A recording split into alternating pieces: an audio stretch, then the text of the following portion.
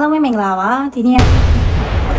တော့ဖေမဲရဲ့ဝိုင်းပြောကြလို့ဝေဖန်လေးကန်ကိုမမတို့စိတ်ချမ်းသာတော့အောင်တင်မလေးစားတော့ပြမှာဖြစ်ပါတယ်ဆိုင်ထဲရောက်တဲ့နေဆိုင်မမခွက်လေးရေဘန်းလိုက်ကြီးတဲလာပြီးတော့တိုက်တယ်အမအဲ့ဒါဖိုကာလာလို့ညီမလေးတဲ့အမတို့ဆိုင်အရက်မတိုက်ဘူးတဲ့အဲ့ဒါအချိုရည်တဲ့ကဲလီစာပြက်မယ်တကူလုံးကအမရွတ်တည်ရဲ့ဖင်တထောင်ကျူအကုန်ပြစ်တယ်ညီမလေးကိုတော့လီစာမပြစ်ခဲ့ဘူးညီမလေးကအပူကြောက်တယ်ဆိုလို့ ညီမလေးကိုထည့်ခြင်းလို့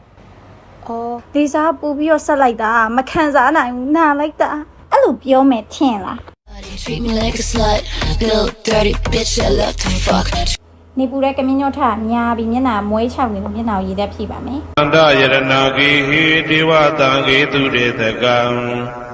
ဒီလိုစော်ရင်းနေဆိုဤဝင်ပါတော့လို့ပပဝတီတော်အမေခေါ်ရတဲ့ treatment မှာပြီးတော့ဆိုင်မှာတစ်ခါလေးလက်သေးလောက်ပါတယ်ချက်ကြီးကူတို့ထုံးစံအတိုင်းပဲပေါက်ပန်း40ပယုတ်ဒုက္ခလက်ကိုတန်ကြီးတက်တဲ့ပုံလောက်တာတဲ့ဆိုင်မှာကူလောက်တဲ့ treatment တွေအတွက် treatment အများကြီးကို promotion ချပေးတာလို့တောင်းတနဲ့ပဲရမှာဘိုင်ဝိုင်းခံဝင်ရလဲရှိတော့မာလာမုတ်ချိတ်တပွဲစားတာမရှိဘူးကွာဆိုင်မှာ treatment တွေကလည်းစုံပလုံးစီလက်သေးဆက်တာလည်းဂျဲဆက်လေးရတယ်ကြောင်းမုတ်ဆက်နဲ့လည်းရတယ်ကဲဘာကျေးဇူးမှမရှိပဲအဆုံးကြည့်ပြီးလို့ကျေးဇူးပါ love you အပါမပြ